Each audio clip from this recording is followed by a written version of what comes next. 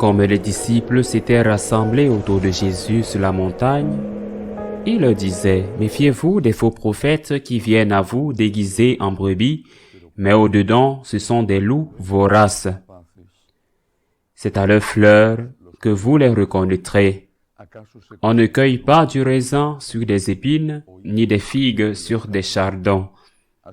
C'est ainsi que tout arbre bon donne de beaux fruits, et que l'arbre mauvais donne des fruits détestables. Un arbre bon ne peut pas porter des fruits détestables, ni un arbre mauvais porter de beaux fruits. Tout arbre qui ne donne pas de beaux fruits est coupé et jeté au feu. C'est donc à leurs fruits que vous les reconnaîtrez. » Acclamons la parole de Dieu.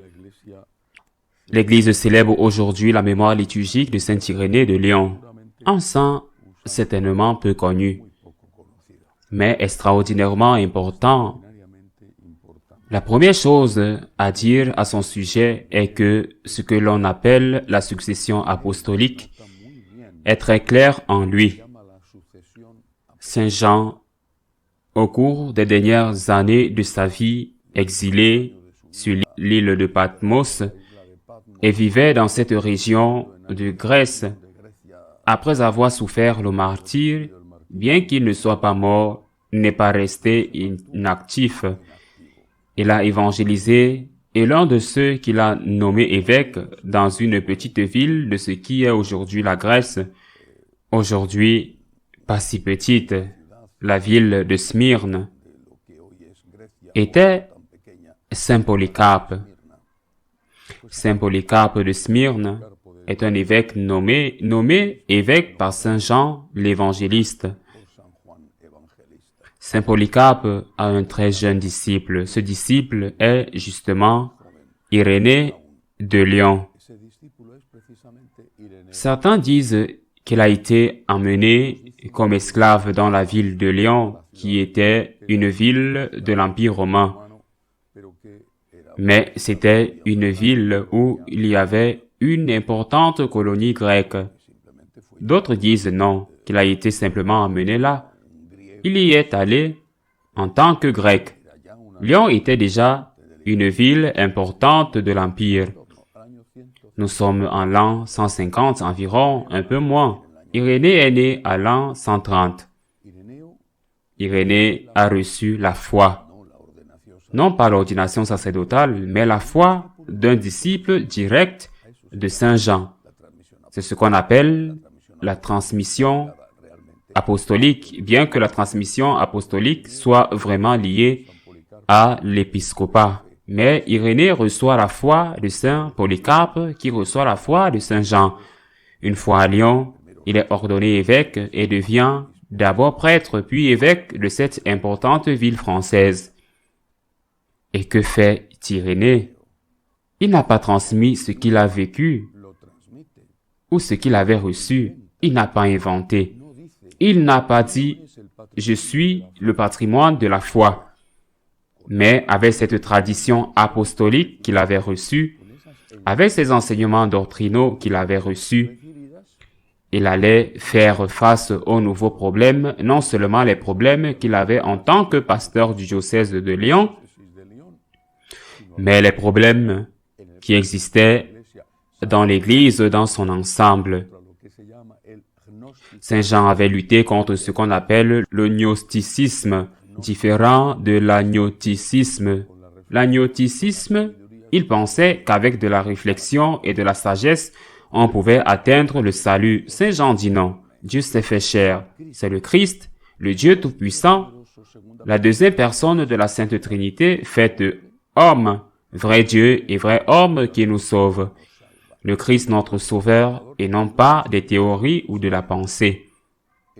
Ce combat est mené par Saint Polycarpe et le même combat sera mené par Saint Irénée, dont l'une des œuvres les plus célèbres est précisément contre les hérétiques, en l'occurrence contre les hérétiques gnostiques. Ce que je veux souligner aujourd'hui, c'est justement l'existence de cette tradition, de cette transmission apostolique. Ils n'inventent pas, ils développent, ils ne disent pas ce qui était vrai hier est faux aujourd'hui. et inversement. Il développe face à de nouveaux problèmes, mais il reste fidèle. Les trois grands hommes apostoliques étaient l'un d'entre eux qui avait été leur maître, Polycarpe de Smyrne, un autre Saint Clément et l'autre Saint Ignace d'Antioche.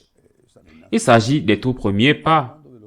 Saint Ignace d'Antioche est mort à Rome, martyrisé vers l'an 100. Et ce saint, Irénée de Lyon, aujourd'hui docteur de l'Église, est né en l'an 130. C'est dire que la mémoire des apôtres est encore fraîche, surtout celle de l'apôtre qui a vécu le plus longtemps, Saint Jean. En n'inventant pas et en prenant la vérité pour affronter de nouveaux problèmes à partir de la tradition déjà naissante, mais existante, il crée la tradition. Il la crée parce qu'il l'élabore, pas parce qu'il l'invente. Par exemple, Saint Irénée de Lyon compare Jésus à Adam et la Sainte Vierge à Ève. Jésus à Adam, Saint Irénée insiste sur le fait que le Verbe s'est fait chair, mais c'est ce que Saint Jean a dit dans son évangile, dans le prologue. Le Verbe s'est fait chair, il a habité parmi nous. Il est le nouvel Adam. Il faut, dit-il, qu'il soit un vrai homme et qu'il ait la sainteté de Dieu, qu'il soit vrai Dieu pour notre salut. Et il compare la Vierge. S'il compare Jésus au nouvel Adam, il dit qu'il est le nouvel Adam. Il compare la Vierge à Ève et elle est la nouvelle Ève. Parce que si par un péché dans le monde est venue la malédiction est entrée pour tous les hommes, par une femme, une Ève conçue sans le péché originel, une nouvelle Ève est entrée dans le salut pour les hommes. J'insiste, ils n'inventent pas ce qu'ils vont faire, c'est développer, ils créent la tradition, mais en se basant sur ce qui existe déjà. Dans ce cas, par exemple, dans l'enseignement de Saint Jean, il n'avait jamais dit jusqu'à ce moment-là que Marie était la nouvelle Ève. Mais ce n'était pas une contradiction, c'était un développement de la tradition. Et maintenant, regardons l'évangile d'aujourd'hui. Même si ce n'est que brièvement, il dit « Méfiez-vous des faux prophètes. Ils viennent en habit de brebis, mais à l'intérieur, ce sont des loups ravisseurs. » Qui sont les faux prophètes? Les faux prophètes sont ceux qui, dans l'Ancien Testament, le savaient très bien. Et Jésus parle pour des gens qui connaissaient l'Ancien Testament. Les faux prophètes sont ceux qui disent des choses qui plaisent à ceux qui commandent, par exemple, sont de faux prophètes. Ils ne parlent pas au nom de Dieu. Ils parlent au nom des puissants et ils reçoivent leur récompense sur terre, les applaudissements des puissants. Des positions, de belles choses. Aujourd'hui, nous dirions, dans les médias, de l'argent. Oui, mais ils vont à l'encontre de Dieu et le Seigneur dit, ils vont avec le manteau de la brebis et c'est un loup.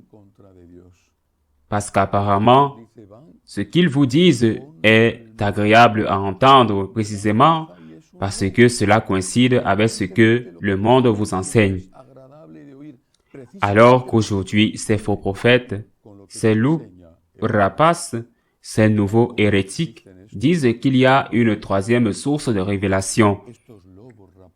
Les deux premières, la parole et la tradition, cette tradition que Saint Irénée de Lyon a contribué à créer. Quand ils disent qu'il y a une troisième source de révélation qui est l'opinion publique, qu'est-ce qu'ils disent? Qu'est-ce qu'ils disent? Ils disent ce que le monde veut entendre, ce qui est vrai et ce qui est faux. Que disent les gens? Les gens disent qu'il faut changer ceci, qu'il faut changer cela, parce qu'ils le disent déjà clairement. Cette troisième source de révélation, que l'opinion publique est plus importante que les deux autres. On imagine Saint Irénée de Lyon ou Saint Polycarpe ou n'importe lequel des grands-pères de l'Église qui l'ont suivi jusqu'au dernier, Saint Isidore de Séville On s'imagine dire, que pensent les gens? Que disent les païens? Nous n'allons pas les affronter. Il y a des persécutions. Saint Irénée est mort martyr en l'an 200. Que dit le peuple? Que dit le peuple? Que dit l'empereur? Eh bien, faisons ce que dit l'empereur. Pourquoi allons-nous nous confronter à l'empereur ou au peuple? L'Église primitive regardait vers Dieu. Que dit Dieu? Qu'enseigne Dieu? Qu'enseigne Dieu? Car c'est ce qui compte vraiment. Je le répète, l'Église ne doit pas être moderne. L'Église doit être fidèle.